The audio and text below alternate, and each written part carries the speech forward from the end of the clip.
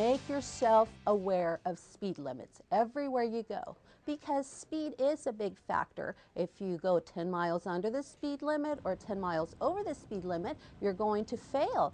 And of course, depending on the traffic flow, you know, we can understand, or the weather conditions, you are going to have to go a little slower sometimes, but there are times when as soon as you get on this road that the speed limit is 50 miles per hour, you're going to have to step on the gas.